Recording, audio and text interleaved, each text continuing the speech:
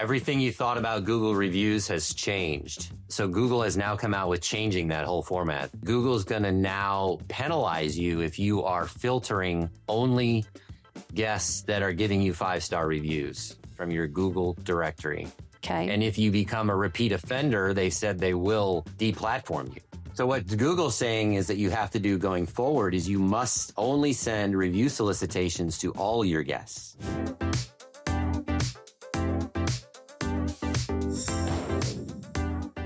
Welcome to Brazen and Bold. Today, we are joined by someone who's not just a salon owner, but also an industry innovator. Kip gets it. Someone who understands both sides of the business and who is ahead of the curve when it comes to understanding what it takes to build a successful business. Today, we're inviting Kip back on the show to share a little bit about the driving force behind something every salon owner should know. It's something he's recently developed called the Digital Basic Score. It gives you a real honest look at your digital presence and how you come across, how you show up across every platform. Today, we are so excited to hear about how we can shake up those results, learn more about catapulting our business, and we're really excited that Kip has joined Lucy and I to have this conversation to talk about this innovation. So welcome to Brazen and Bold. Yes, Glad thank to be you. here. And I'm also really excited to chat with you because Google dropped a huge major core update that is really shaking it up for all businesses across the industries. And you and I were talking about what this means specifically for salons who are a service-based industry. Reviews are so important to salons, how we show up across the different online platforms. And so with this major update, Kip, I would love for you to share with those salon owners and small business owners who might not be super techie, but what exactly does this update on Google mean? Everything you thought about Google reviews has changed, and everybody's really obsessed with them because it used to be how, well, it always has traditionally been how you get ranked, right? But so Google has now come out with changing that whole format. So that's what we're going to talk about at a simple level. What's changed is that Google's going to now ding you. They're going to penalize you if you are filtering only guests that are giving you 5-star reviews. And they have their AI bots that are going to help censor that, and they're going to eliminate those reviews. They have said they're going to come out and start to delete them. Yeah, and that's huge. And not, everyone necessarily might be filtering, but there are, and there were a lot of services that would do that for you, where they would ask the guest, how was your experience? If it was anything less than 5, it wouldn't send them the link to share their review. And so with this change, it's really looking at how are you asking for those reviews? Are you compensating for those reviews? Are you doing any type of filtering as well? And so with the penalties that Google's going to be sharing, that can be kind of startling for some salon owners. And so, Kip, what are you telling others in the industry that you're working with, how they can react to this?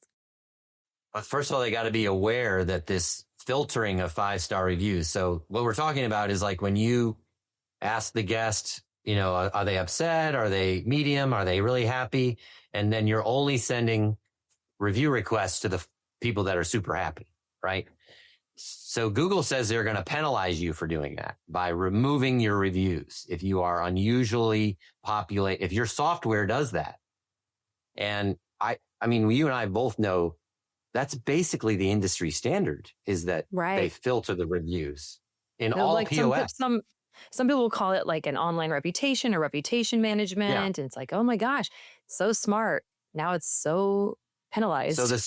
So what Google's saying is that you have to do going forward is you must only send review solicitations to all your guests. Mm-hmm. So what we suggest is what we've always done. Like at A Moment's Peace, we've always done the following. And I actually wrote in Salon Today magazine an op-ed on this. It's called Net Promoter Score, which we send out to everybody within hours of their appointment. So you're tracking how they're doing and you're able to resolve it within 24 hours. And then what we suggest thereafter is, and what Google will measure is, are you sending out a Google review request to all of your guests consistently, or are you sending it out to the select few that you've already said are happy? So the reason that works, the reason what I'm proposing works is this: you have to send something out to everybody on a consistent basis. And then I'm saying that you have to then modify your team to adapt quickly to respond to these, because that's the golden moment. That's the golden time that they just left and they're upset and they want to vent. And that's your golden opportunity to make it up to them and then some, and over deliver and say, we're going to make it right and then some. And we're going to absolutely get you to love your hair or love your massage. You do it within that 24 hours. Then you can send out your Google review request or your Yelp review request after 48 or 72 hours is what I'm proposing.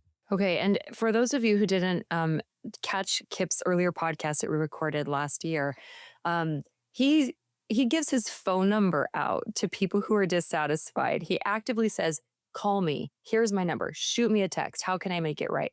And I remember having like a little bit of like anxiety creep up as he was saying that he does this. I'm thinking, oh my gosh, do you get your phone blown up by angry people? Do the Karens of the world text you at midnight when they're having a rough day? And it was funny because I believe on the episode you even were like, nope, I'll give you my phone number now. He's like the guy that's giving away his social security number on public TV to prove that it works. You know, he's basically saying this works. The follow-up, the understanding the guest experience, using the Net Promoter Score to attune to the guest needs and then resolve the conflict, then giving a follow-up to say, hey, would you mind leaving a review is really massive. It blew my mind personally. So go back into the archives and listen to that show if you haven't listened to it yet with Kip. But what I want to know, and this might just be me and my ignorance about how Google reviews were working, but how does Google know that you're filtering? Is there a way that they actually catch it? Because what if you happen to just have all good reviews? Like, you know, Kip, with what you do, you have how many, it's probably way more than last time we spoke. How many 5-star reviews do you have online right now? If you go to our website, we have over 15,000. I think I'm at 350. It's like McDonald's numbers served now. It's like in the billions. That's all they say now. Like, we have served billions now. So Kip's got billions of good reviews at A Moment's Peace Salon. Someone like you, it could look like, well, this is clearly someone who's filtering reviews out. No, you just know how to deliver excellent service. So how do we know?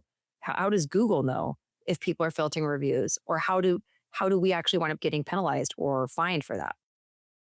Yeah. So the simple answer is they're using their AI to measure you on every angle possible. And so we disclose exactly what we're doing, how we're doing it in our website.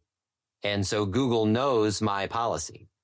Okay. So because I've told it to them, I've reported it to them. I've said, this is exactly what I'm doing. I'm sending it out to everybody. So everybody gets, now the only time there isn't an everybody, it's if they were there, 6 weeks ago. So there is this pause of 3 months. Like, we don't annoy people if they've been there, if they're always there every 2, 4, 6 weeks. So they get it every 3 months, and we just say based on so the Net Promoter Score system is based on your last experience, which we all know is the most important. Would you refer us to a friend? So that's what you're measuring. That's the right question to ask, instead of the too bold of a question, which is, thank you for visiting our salon spa. Would you leave us a review? That's like the wrong gradient. It's like saying goodbye when you haven't even said hello. So we believe you got to say, based on your last experience, would you refer us? That's Net Promoter Score philosophy. And then you respond to that. And so the dialogue then continues. So, but to answer your question, Google's going to use AI, and they can tell who's got a unusual distribution of 5-star reviews, and they'll just delete. They claim in the last core update that they're going to delete the people that are using the filtering, and they can sense it through the AI models. When you say delete the people who are filtering, and I mean, we're going to break this down. I'm going to pretend that I'm just being really thoughtful of our listeners who might not have as much savvy or I'm going to tell the truth, and that is I want to know for myself. They're deleting the people. Do you mean they're deleting the businesses? They're not able to be on the platform of Google? Or do you mean they're going to be like, oh, Kip and Lucy left great Google's reviews. It looks like they were fished for. Kip and Lucy's reviews are deleted. Which, like, do you mean they're going to delete the individual reviews? So it's a gradient. So they're going to start with deleting the filtered reviews that they think are being overly served and populated. So they're going to start to delete reviews from your Google directory. Okay. And if you become a repeat offender, they said they will deplatform you. Okay. And if you become even a more repeat offender, you can be fined by the FTC. Okay. So it is not, this Isn't is that not just a little interesting? slap on the wrist. Yeah. Go ahead, Lucy. Yeah. And so you mentioned when you spoke with Kip last year about the digital basics score, he started working with our team because he had this idea. The reputation of a business is so important, but it's not only so important just on Google, it's important everywhere. It's important on Bing, it's important on Yelp, it's important on social media, it's important also how Google you're ranking within chat, within regular search, within video. So, Kip, can you actually walk us through with the digital basics score, your idea behind it? Give us that refresher of what it is and why it's so important for businesses. Yeah. So my background is digital media for small businesses in my area. So I own a publisher and a small news website in my hometown that we built and we founded. So then that expanded to people using home websites, promoting small businesses. And what we learned is there's 4 categories that people buy from that you have to manage proactively. And what the journey is, everybody says, well, they hear about me. And then what do they do after they hear about you? They look you up online. Okay. And there's 4 things they look at. The first one is what everybody usually misses. It's the directories. This is like, how well are you represented in Google, Yelp, Bing, Apple Maps, and then as it can go to TripAdvisor, it could go to Open Restaurant, it could go to Open Table, it's all these what we call directories. In some cases, YouTube has become a directory, but so YouTube, like, are they able to find a directory where you have more information? So that's like number 1. Number 2 is website.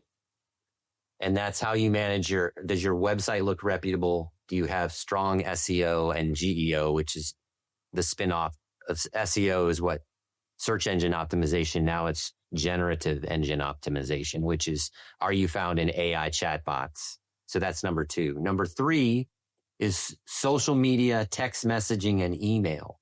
So do you use social media and how well do you use it compared to your competitors? And are you communicating with your clients and staff routinely with text message or email, much like I do at A Moment's Peace with the Net Promoter Score? So once we get that personal connection to their text message, I could have captured that in many ways, but the most intimate way to interact with a client is through text message, because that's what most people trust, and you're going to get through filters. And then the 4th is they're going to do a quick online review of your reputation. And so there's different forms of reputation. There's the Google review, but then there's also, is there news media about you? Or are there stories about you?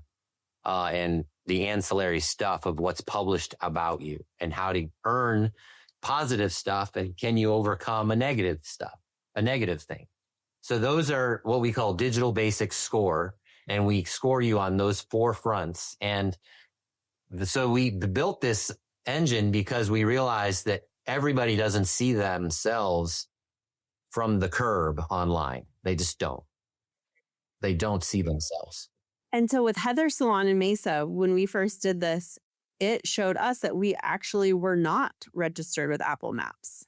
She took that salon over 2020, thought that everything had switched over, but the business wasn't in fact registered with Apple Maps. So getting that set up, We noticed that the hours of the operation for the salon kind of varied from directory to directory, which can throw it off and decrease your rankings. And so this score for her salon has been really helpful. And what we've seen with other businesses as well is they get the report and they're like, oh, I guess the social media manager that I was working with, she's actually not posting, every week on TikTok like I thought. Or, I'm actually not very active on Yelp. And so just closing in those gaps has been really helpful. I know we ran the report for Gail at Headlines Encinitas, the Headline Salon in Encinitas, and she has been there for a very long time, has a really great reputation, but just some of the backlinks in her website were really hurting her online presence. She actually wasn't showing up in Google search because her website wasn't connected to the directory. And so filling in those gaps has been huge for small businesses with this report. So it's been really exciting for us to uncover those things for others the way that it's been helping us. Excellent. Yeah. And let's bring this back to the Google Core update.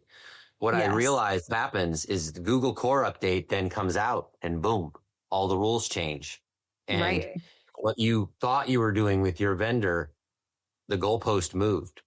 Mm-hmm. So what you constantly have to do is get a monthly service. So now I have it set up. So I'm getting an email that tells me by week how my competitors are doing and how I'm doing compared to my competitors and what I should do this week, next month, and be preparing for technology wise.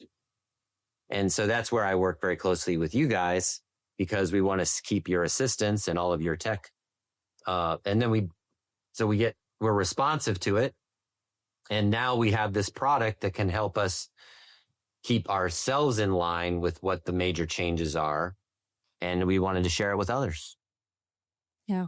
I mean, it's like I said, and the intro, you're such an innovator and being so in tune with what's happening with technology and being that granular it's really unthinkable for most creatives and most salon owners, let alone any business owner.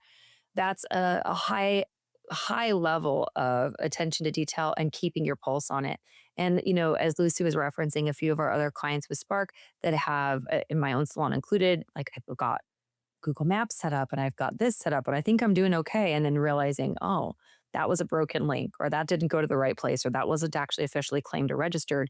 Realizing that each one of those little things compounding can affect us. And we're talking successful business owners, people who are very attuned, people who are highly invested in leading their businesses are still missing the mark on how to show up in their digital presence.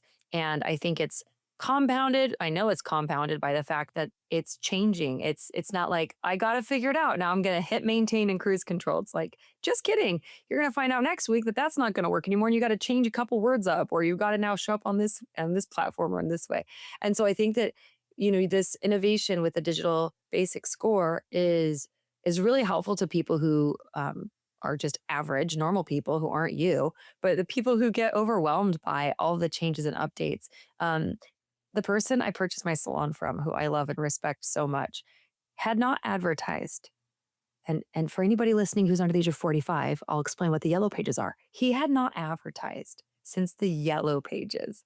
I mean, it's like unbelievable that I bought a salon 5.5 years ago that had never advertised on anything but the yellow pages, right? Like what used to work doesn't work anymore. And it changes so rapidly. So this is really helpful, what you've produced.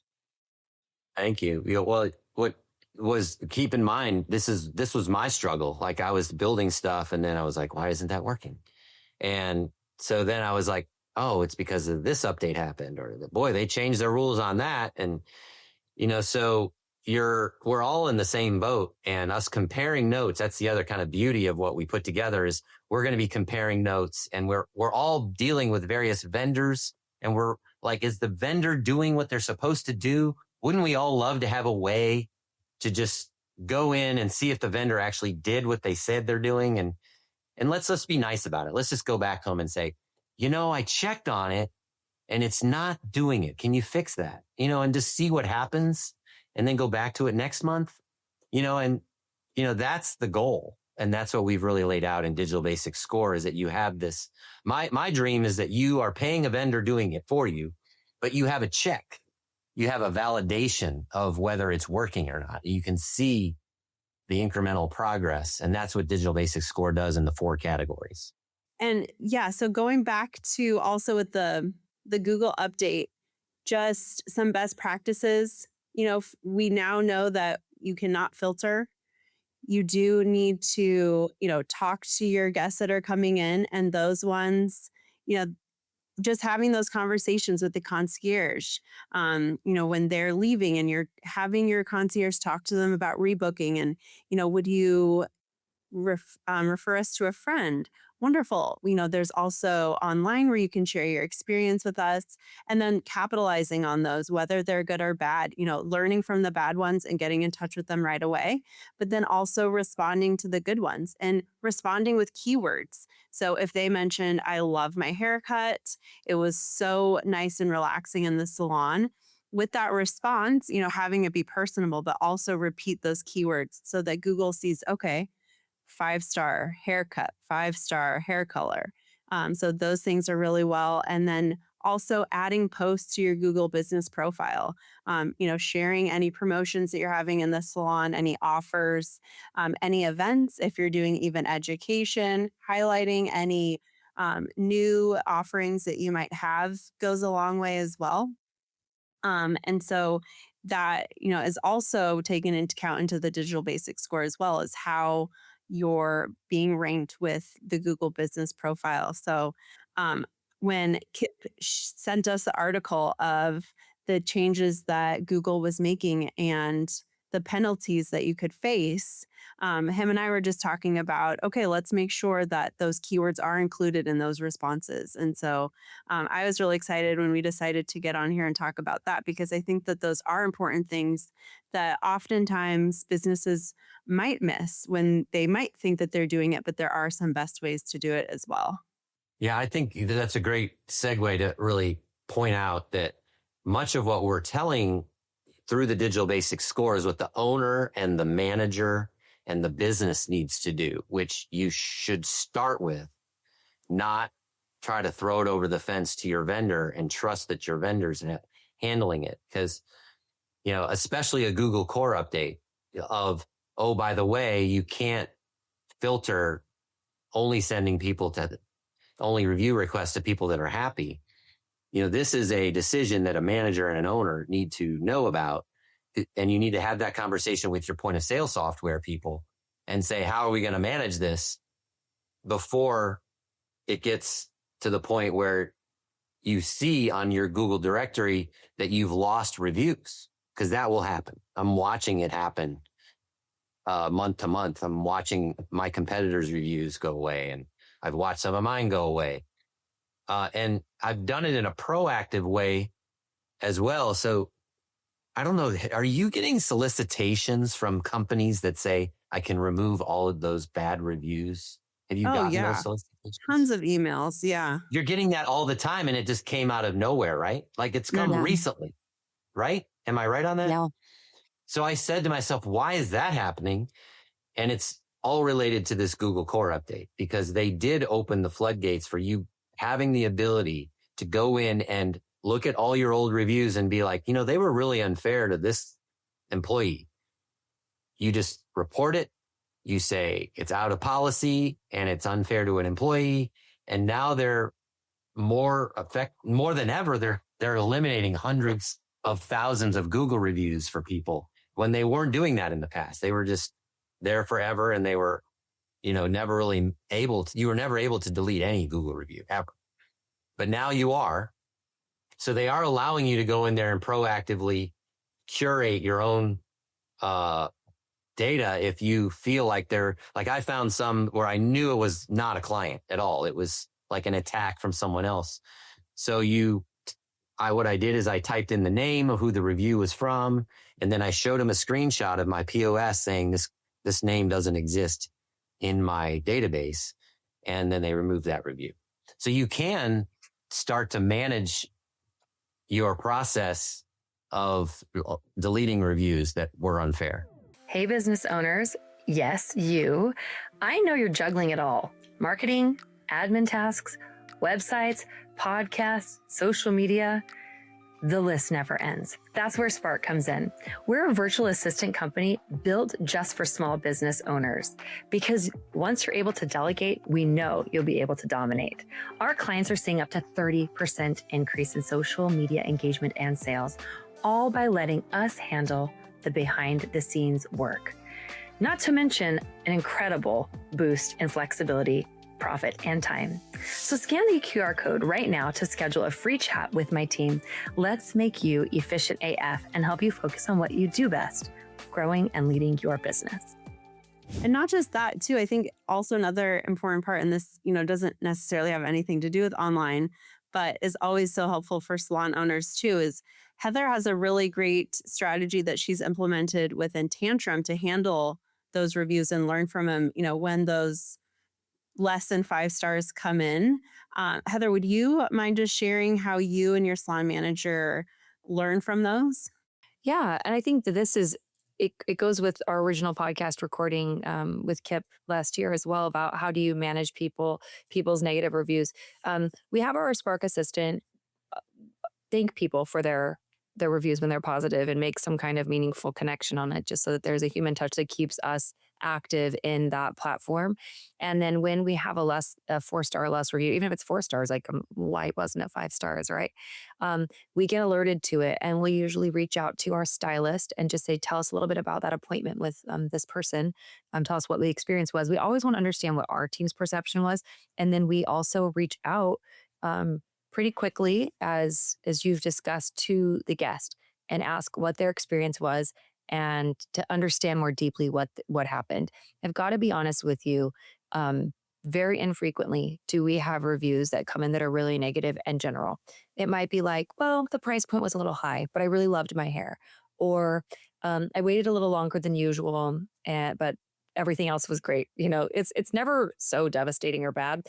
The times that we've had really wild reviews that are like slander, if you want to call it that, has been like one time last year we had 5, maybe it was 2 years ago, 5 reviews in a row that were very similar from probably the same person, who the first review was somebody who wanted their money back, and we reached out and let them know our policy. We wanted to make it right and adjust it.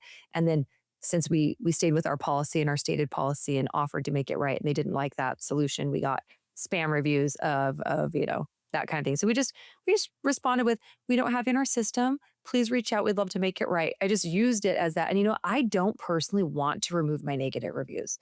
I remember someone that I worked with before being paranoid about a bad review popping up. And I'm like, wait a minute, read that review again.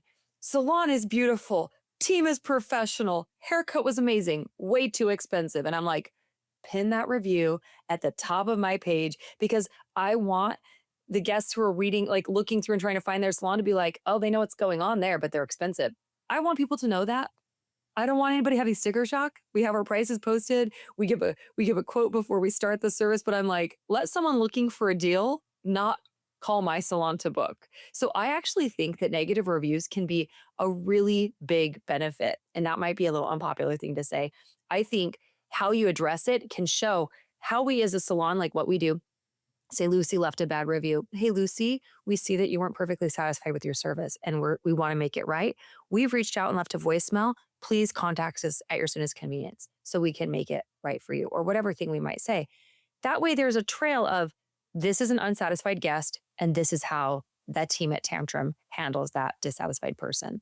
I remember looking for a service. I think it was a dog groomer. It was something kind of random. This was a few years ago. Had a new dog, got a new rescue, and I was like, I don't have a place to board her. So I was looking, and I remember every place I looked had about 3.5-star reviews. Like nobody had wow reviews, and they all had a 50 to 100 reviews.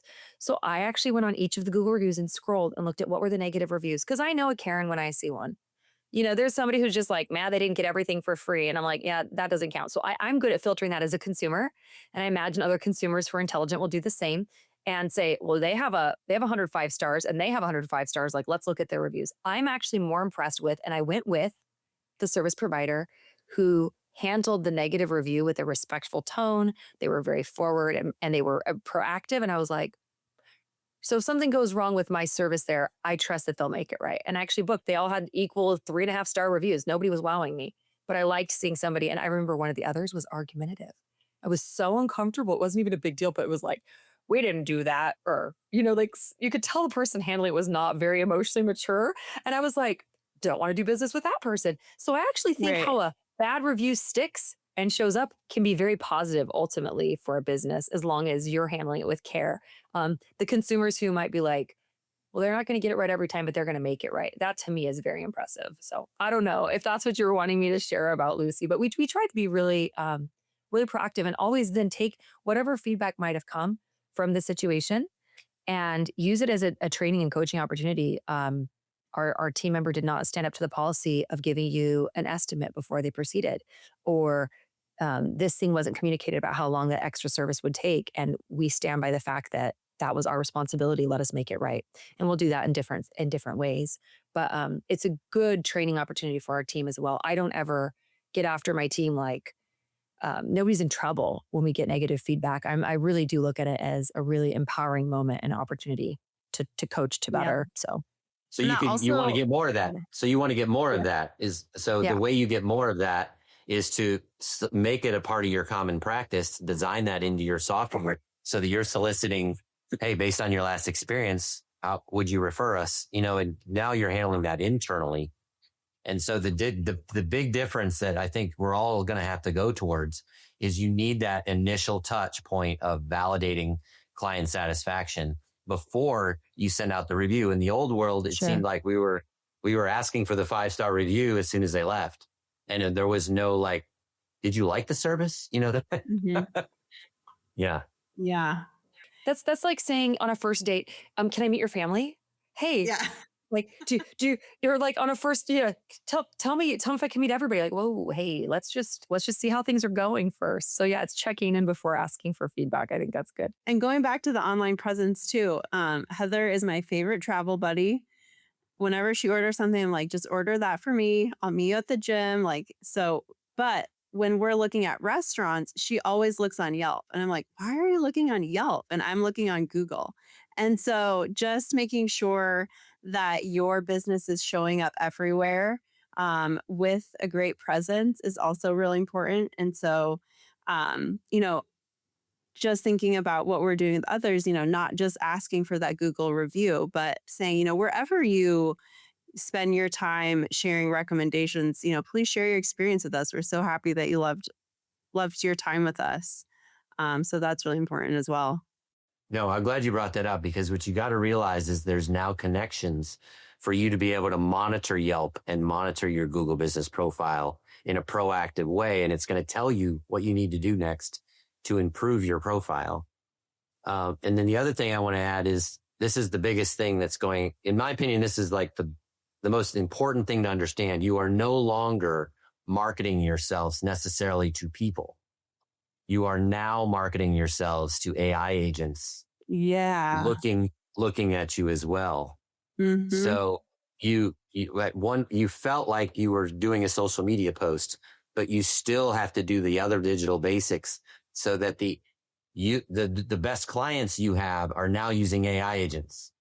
Right. Mhm. So that you're now marketing yourselves literally in the best data. You have to format all your stuff so that you're marketing well to AI agents more than clients. I Yeah. I And want to touch base we've on. changed the SEO packages, within Spark as well, just to be able to show up with chat and the bots.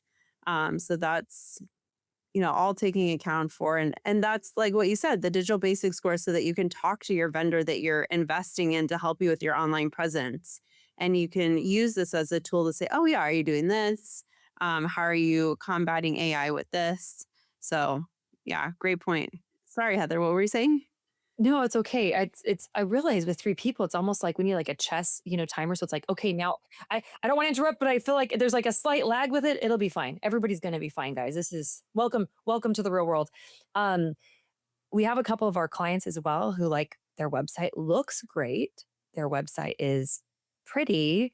And so you wouldn't look at it and be like, oh, that's a bad website. And then you find out they haven't had an update or the page has been static for a certain amount of time or they haven't checked what kind of keywords need to be incorporated, or they haven't created a blog tab so that there's buzzwords that are going to be searchable through all the different AI agents, or just any way that searching is now populating. And so people who like they think that they're doing, maybe their provider, their service provider is doing the thing that they contracted to do, like, but it's not grabbing a gear. And so that's when it's really important that right now we understand what actually moves the needle forward. And it's not about just beautiful aesthetics or making sure that you're even showing up online. It's now, how are you showing up online? What words are you using when you're showing up online? And how are you interacting so that you're not flagged as spamming, but you're also staying relevant? Because I don't like websites with lots of words personally. I like really clean and easy to look at. I'm a declutter minimalist in my life. So I'm I don't want to see like, well, I got to scroll for 5 pages.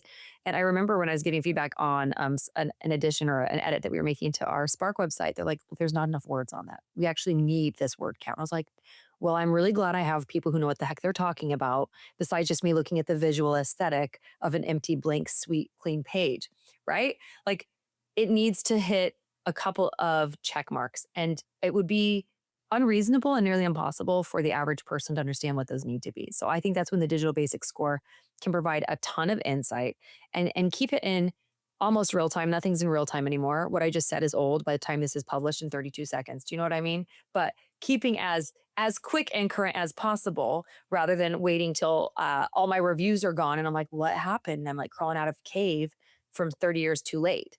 So can you talk to us, Kip, about the 4 main categories that the digital basics score is monitoring, and kind of how you see that as a potential to support businesses, or what positive changes you're seeing in that? Yeah, the biggest one, the first one is always directories, because it's always overlooked. It's the easiest to populate on your own without paying a vendor. We do have vendors I know of very good vendors to manage it for you, but we're talking about Google Business Profile, your Yelp profile, your Apple Maps, your Bing. Why do you need Bing? Because there are Microsoft users out there. I know if you're not in corporate America, you probably don't realize that, but there are some people that are forced to use Microsoft. And or if you buy a Microsoft computer, you're generally not receiving a Chrome browser. You're receiving an Edge browser, and the Edge browser then only looks at Bing. It doesn't look at Chrome to rank businesses. So, and then the other spin-off directories that you've got to be mindful of are YouTube is the largest directory at the moment. And TripAdvisor, or the local people that rate things. There's all those local things that you get into. Like, I have a few in my neighborhood. You've got yours, and so you got to be populated in those, and those are all populated for free, and you're probably posting the same pictures, writing the same stories, and you generally don't use a vendor to manage it. So that's one. The second one's website SEO. It's generally, that's where most people like say, well, I get a report about my website and my SEO and my GEO, and that's where everybody focuses on, and they should. It's very important. But how does directories interface with website and SEO? Yeah. Number three is social media, text messaging, and email, because those are like the intimate categories of interaction. So if you're doing that effectively in Salon Spa, everybody leads with like Instagram and Facebook. Well, yes, you got to have a presence there, but do you then evolve it to, I can DM them and I can get their text message and I can have a conversation through email? That's the intimacy layer of the digital basic score, how well you're executing on that. And then the fourth is what basically usually blackballs the referral, and it is reviews and reputation, what they find out about you online. Or it could be they find nothing. Like there's nothing. Like, I really can't find this business. And sometimes that's the case. There's brand confusion. You might have bought your salon from someone else, and there's things in the directories that have made your reviews and reputation look bad, because even though you got the referral, they couldn't really validate where you were and how long you've owned that place. So how are you enhancing? And it's not just online reviews. It's also how are you enhancing your image to have news articles written about you Mm. and information that's verifiable from third-party sources.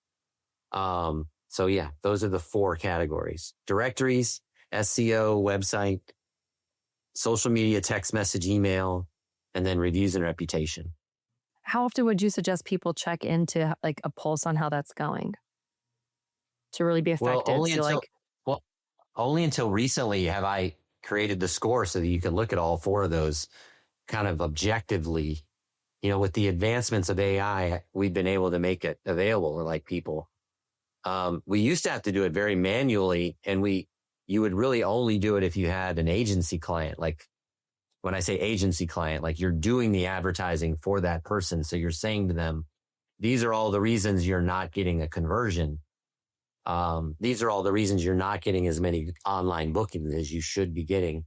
So with the advancement of technology, and then my relationship with Spark and your tech team, we've been able to put this together. So it's a product that's available for $99 a month, or we offer it at $1,000 a year or $99 a month.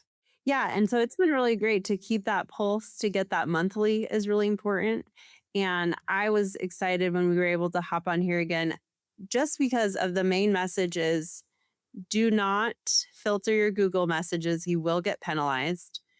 Now is the time to even go back and really start to dispute those, because Google is actually taking more into consideration removing, fraudulent reviews or some that go against, personal policies as well.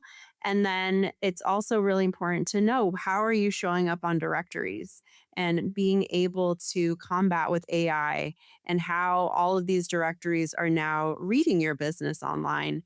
And so with the Digital Basics Square, getting that monthly report is really, really, really powerful. And as you mentioned, you're offering it for 1,000 a year or 99 a month.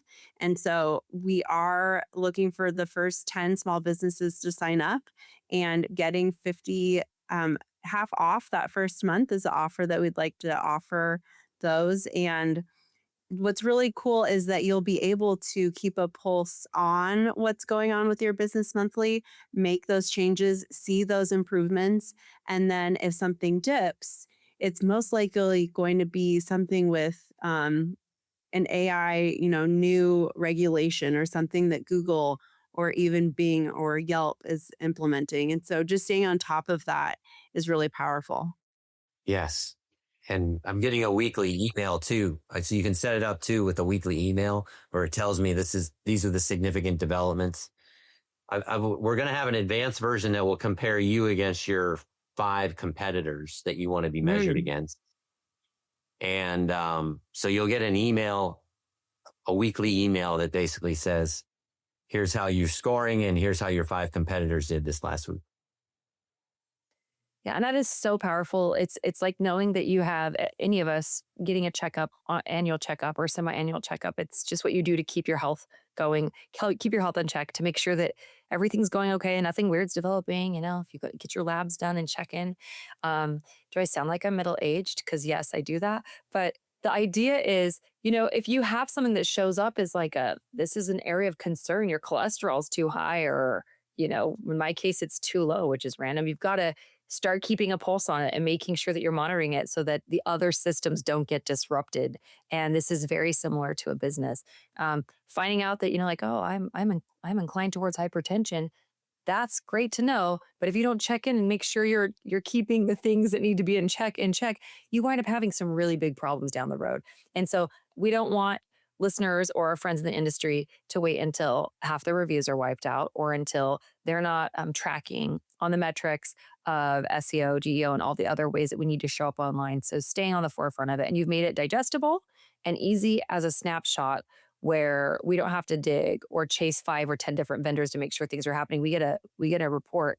That report that one of our clients got as part of kind of like the beta group, they were able to see some really big gaps that were astounding to them, led them to rebuild their entire website to get things that really need to get dialed in. So potentially helping them stay relevant over the next 5 years when things shift so rapidly. So I'm very excited and so grateful, not only just for the collaboration and connection we've got to have with you, Kip, and the things we get to learn. I mean, long live the nerds, okay?